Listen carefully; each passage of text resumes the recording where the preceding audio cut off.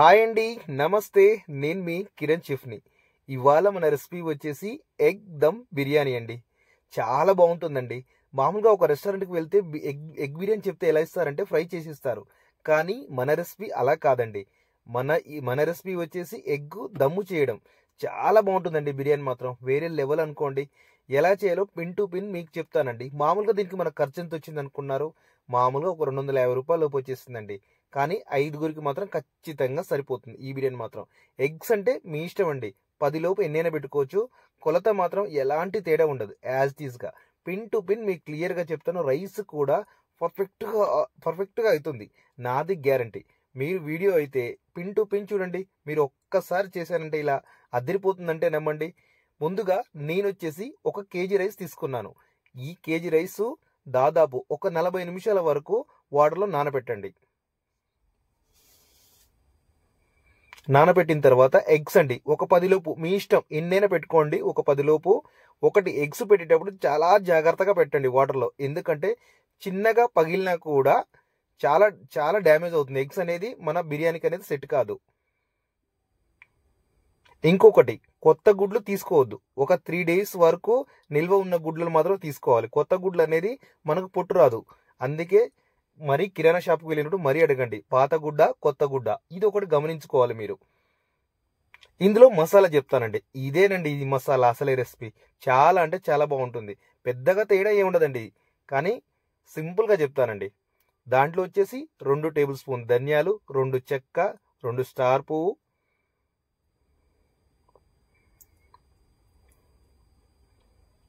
ఒక 5 నుంచి 6 లవంగాలు,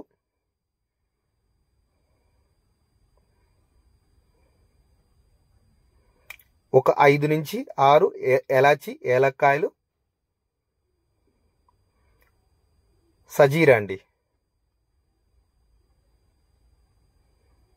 సజీరా వేసి కొంచెమే ఉందా లేదా అన్నట్టు వేడి చేయండి. చాలు, అంతే. వేడి చేయండి, అంతేగాని మాడవద్దండి. ఇది కొంచెం మార్చినా కూడా దీనికి సరిగా రాదండి. మసాలా అనేది సరిగా యూజ్ చేయదు.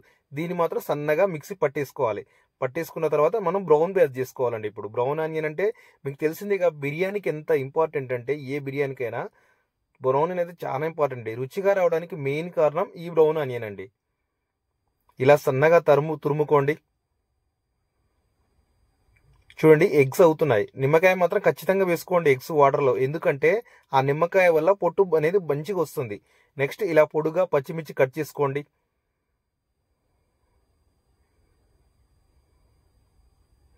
నెక్స్ట్ కొత్తిమీర ఒక 5 రూపాయలు, పుదీనా ఒక 5 రూపాయలు అండి. అంతే, ఎక్కువ వద్దండి. ఇవి 2 ఇలా దగ్గరికి అనుకొని కట్ చేసేయండి. కట్ చేసేటప్పుడు జాగ్రత్తగా చూసుకోండి. చూడండి ఎంత మట్టి ఉందో.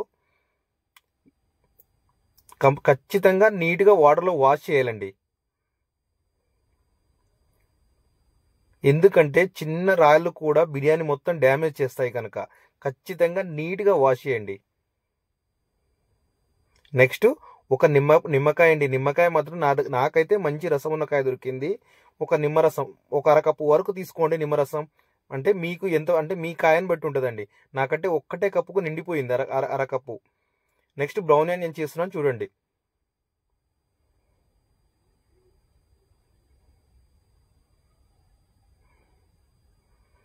ఇలా కొంచెం ఆయిల్ తీసుకొని ఒక 400 గ్రామ్స్ ఆయిల్ తీసుకొని అందులో బ్రౌన్ ఆనియన్ వేసాను. ఉల్లిగడ్డ ఇన్ని కూడా మీరు అడగవచ్చు. ఉల్లిగడ్డలు ఒక మీడియం సైజు ఒక 4 ఉల్లిగడ్డలు తీసుకోండి.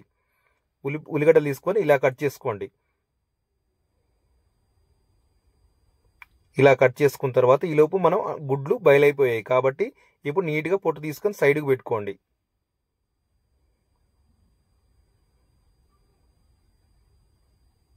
సైడ్ అవుతుంటే ఇప్పుడు బ్రౌన్ ఆనియన్ అనేది ఎలా తీయాలంటే నేను ప్రతి వీడియోలో చెప్తానండి. లైట్గా ఎర్రగా ఉన్నప్పుడే తీసేసేయాలి. ఎందుకంటే పూర్తిగా గోల్డ్ కలర్ కావద్దు. దానివల్ల ఏమవుతుందంటే తీసిన తర్వాత మొత్తం మాడిపోయే ఛాన్స్ ఉంది. చూడండి నేను ఎలా తీసానో, లైట్గా వైట్ ఉన్నప్పుడు తీసేసాను. అలానే తీయాలండి ఎంత పెద్ద బ్రౌన్ పేజ్ అయినా. ఎన్ని కేజీలు చేసినా కూడా. ఇప్పుడు బిర్యానీకి వాటర్ పెట్టుకుంటున్నామండి. వాటర్ వచ్చేసి 1 కేజీకి 2 లీటర్ల వాటర్ పెట్టుకున్నాం. 1 కేజీ రైస్కి 2 లీటర్ల వాటర్. దాంట్లో వచ్చేసి ఫస్ట్ ఏమేమి మసాలాలు వేస్తున్నా చూడండి. 2 బిర్యానీ ఆకు, 2 నుంచి 3 చిన్న చిన్న చెక్క అండి. అంతే, పెద్ద చెక్క కూడా కాదు అది. ఎందుకంటే మనం మసాలా ఆల్రెడీ పట్టుకున్నామండి. ఒక 4 ఎలాచి ఏలక్కాయలు, 2 స్టార్ పువ్వు,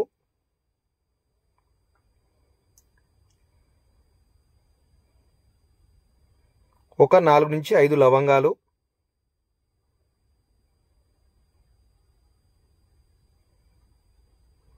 2 టేబుల్ స్పూన్ దొడ్డు సాల్ట్,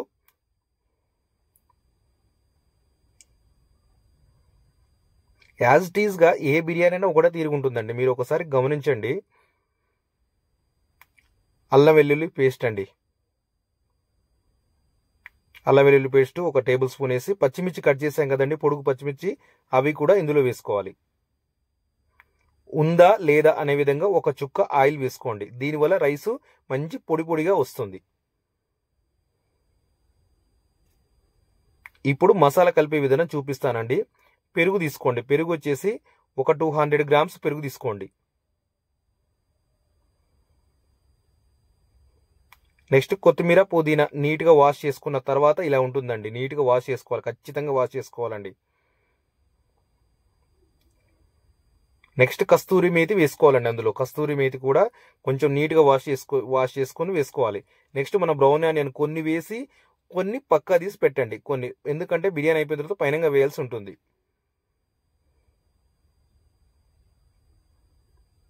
ఇప్పుడు నేను ఒక టేబుల్ స్పూన్ పసుపు, 2.5 సాల్ట్, 2.5 కారం. కొంచెం నాకు వీడియో కొంచెం ఫోన్ హీట్ ఎక్కడం వల్ల రాలేదండి. నెక్స్ట్ గరం మసాలా పట్టినాం కదండి, ఆ గరం మసాలా వేసుకోవాలి. అల్లం వెల్లుల్లి పేస్ట్ అండి, అల్లం వెల్లుల్లి పేస్ట్ వచ్చేసి ఒక 2 టేబుల్ స్పూన్ వేసుకోండి.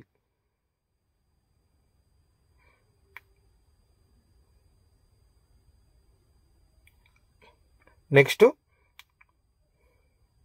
నిమ్మకాయ రసం అండి, నిమ్మకాయ రసం ఎప్పుడైనా ఇత్తులు పడకూడదు చూసుకోండి, ఇత్తుల వల్ల చేదు వస్తుంది.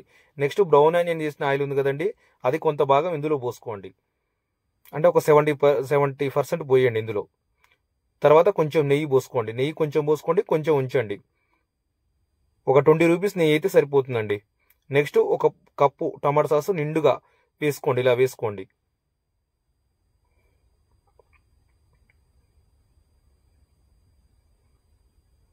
ఇలా వేసుకున్న తర్వాత మంచిగా కలపండి.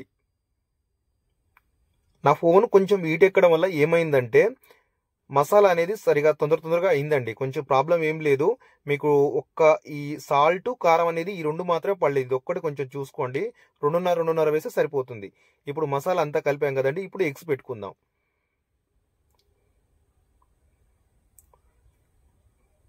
ఇది నేను చెప్పిన మసాలా అనేది ఒక 10 ఎగ్స్ వరకు వస్తుందండి.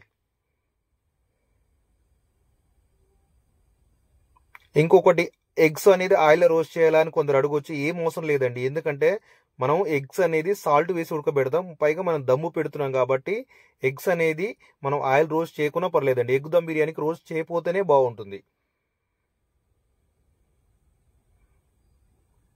ఇప్పుడు ఎసరు వచ్చింది కదండి, వాటర్ పెట్టాం కదండి, దీనికి మనం ఏం చేయాలంటే ఇందులో నుంచి 3 కప్పుల వాటర్ తీసుకోవాలి. తీసుకొని ఈ మసాలాలో పోయాలండి. ఈ మసాలాలో పోయేబట్టి ఏమవుతుందంటే రైసు అనేది అడుగు పట్టదు, ఇదొకటి మనం గమనించుకోవాలండి.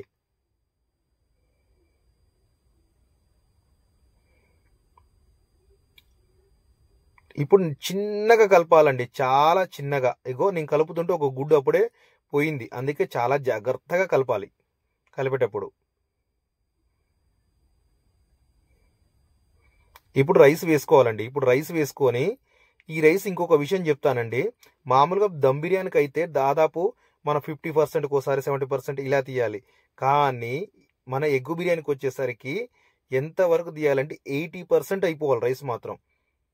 80% అయినాక ఉంచాలి. అన్ని బిర్యానీలు వేరు, రైస్ దీనికి ఒకటి జాగ్రత్తగా వహించాలండి. మటన్కి అయితే ఇంకా పలుకు తీయాలి, చికెన్ కొంచెం పలుకు తక్కువ తీయాలి. ఎగ్ బిర్యానీకి పూర్తిగా అంటే 80% అయిపోవాలి, లైట్ పలుకు ఉండాలి. ఇది చాలా ఇంపార్టెంట్ అండి రైస్ ఎగ్ బిర్యానీకి వచ్చేసరికి. ఎందుకంటే మనకు దమ్ అనేది చాలా ఆల్రెడీ మసాలాలు అనేది ఎగ్స్ కాబట్టి తొందరగా అయిపోతాయి కాబట్టి ఎమ్మటే. చికెన్ అయితే ఉడకాలి, మటన్ అయితే టైం పడుతుంది. కానీ ఎగ్స్ అలా కాదు కదండి, ఆల్రెడీ ఎగ్స్ అనేది బాయిల్ అయ్యి ఉన్నాయి కాబట్టి. ఇప్పుడు రైస్ వేసుకోవాలి. రైస్ ఆల్రెడీ 80% అయిపోయిందండి, 80% ఆల్రెడీ కుక్ అయిపోయింది, కొంచెమే పలుకుంది అంతే. ఆ పలుకు రైస్ తీసుకొచ్చి ఇప్పుడు మనం వేసాం. పూర్తిగా ఒకటేసారి వేసేయాలండి, 80% ఒకటేసారి వేసేయాలి.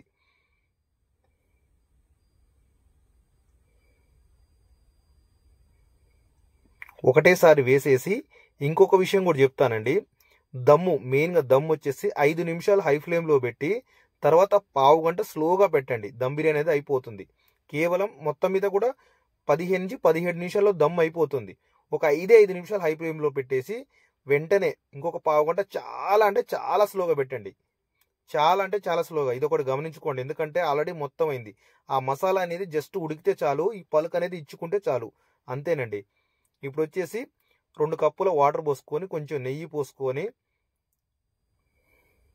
మిగిలిన ఆయిల్ మొత్తం దీని మీద పోసేసి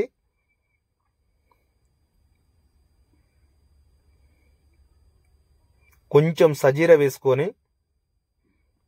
వేసుకొని కొత్తిమీర పుదీనా పైనంగా వేసుకొని కొంచెం బ్రౌన్ ఆనియన్ వేసుకొని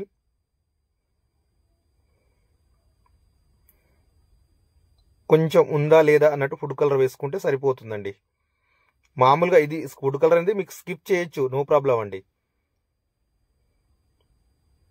లుక్ కోసం వేస్తారు కానీ ఫుడ్ కలర్ అనేది అవసరం లేదు. మ్యాక్సిమం స్కిప్ చేసేయండి. ఉంటే వేసుకోండి, లేకపోతే లేదండి, అవసరం లేదు. మీకు ఇంకా టేస్ట్ కావాలంటే ఒక కప్పు ఒక టేబుల్ స్పూన్ టేస్టింగ్ సాల్ట్ వేసుకోండి. లేదు అవసరం లేదు, ఇంట్లో వాళ్ళ కోసం అంటే మాత్రం ఏం అవసరం లేదండి, టేస్టింగ్ సాల్ట్ కూడా ఏం అవసరం లేదు. ఇప్పుడు దమ్ము పెట్టానండి. ఇప్పుడు దమ్ము పెట్టి చెప్పాను కదండి, మొత్తం మీద 15 నుంచి 17 నిమిషాలలోపు అయిపోతుంది అంతే. చూడండి ఎంత తొందరగా అయిపోయిందో. రైసు కరెక్ట్గా అయిపోయింది. ముక్క కాదండి, సారీ, మనకి ఎగ్గు కూడా కరెక్ట్గా మసాలాకు మంచిగా పట్టింది. చాలా అంటే ఈ రెసిపీ మాత్రం చాలా అంటే చాలా బాగుంటుందండి. మీరు ఒక్కసారి ఎగ్గు దమ్ బిర్యానీ ట్రై చేయండి, మామూలుగా ఫ్రై బిర్యానీ కాకుండా. ఎంత బాగుంటుందంటే రెసిపీ మాత్రం అదిరిపోతుంది. పైగా ఖర్చు తక్కువ. ఈ బిర్యానీ వచ్చేసి మన 5 నుంచి 5 అయితే ఖచ్చితంగా తినొచ్చండి. ఇంకా చిన్నపిల్లలు ఉంటే మాత్రం ఒక 6 మెంబర్స్ దాకా 6 మెంబర్స్ దాకా తినొచ్చు, అంత బాగుంటుంది. మసాలా మాత్రం ఎక్కడ కూడా నేను చెప్పిన మసాలే వాడండి. ఇంకా మీరు కొంచెం దీంట్లో ఇంకొక విషయం అండి, గ్రేవీ కూడా అవసరం లేదండి. యాజ్ ఇట్ ఈస్గా ఒక ఉల్లిపాయ పెట్టుకొని నిమ్మకాయ పిండుకుంటే సరిపోతుంది. ఈ మసాలాకు ఆ గుడ్డుకు దానికి బరాబర్ సరిపోతుందండి. ఎలాంటి గ్రేవీలు కానీ ఏది కానీ అవసరం లేదండి. చూడండి ఎంత సింపుల్గా అయిపోయిందో బిర్యానీ. చాలా అంటే చాలా బాగుంటుందండి. One of the best recipe ఇది మాత్రం. ఇంకా మీకు ఫుడ్లో ఏదైనా డౌట్ ఉంటే మాత్రం నాకు కామెంట్ చేయండి. ఒకటండి, కొత్తగా చూస్తున్న వారు ఎవరైనా సరే కానీ నా ఛానల్ అయితే సబ్స్క్రైబ్ చేసుకోండి. ఎందుకంటే చూస్తున్నారు కానీ మ్యాక్సిమం బిర్యానీలు మొత్తం సబ్స్క్రైబర్ అనేది చేసుకోవడం లేదండి. అందుకే నేను ప్రతిసారి చెప్తాను, కాస్త సబ్స్క్రైబ్ చేసుకోండి. కాస్త లైక్ కొట్టినప్పుడు హైప్ అనే ఆప్షన్ వస్తుంది, దాంట్లో నాకు పాయింట్స్ వస్తాయి. ఆ పాయింట్స్ ఇవ్వండి, ఎందుకంటే ఈ వీడియోకు మీరు ఇచ్చే ఆశీర్వాదాలు అవేనండి. ఇంకా మీకు ఫుడ్లో ఏం కావాలనుకుంటున్నారు అన్నీ కూడా ఏదైనా డౌట్ చేయండి. ఇంకా మీరు ఏం నేర్చుకోవాలనుకుంటున్నారు, ఇంకా ఏ రెసిపీ కావాలంటే అది కూడా నాకు కామెంట్ చేయండి. నేను ప్రతి కామెంట్ చూస్తాను, రిప్లై ఇస్తాను. ఓకే, చాలా చాలా థ్యాంక్ యూ అండి ఈ వీడియో ఇంతసేపు చూసినందుకు. ఒక్కటండి, సబ్స్క్రైబ్ అయితే మర్చిపోవద్దు, లైక్ అయితే మర్చిపోవద్దండి. లైక్ చేయండి, షేర్ చేయండి. చాలా చాలా థ్యాంక్ యూ అండి.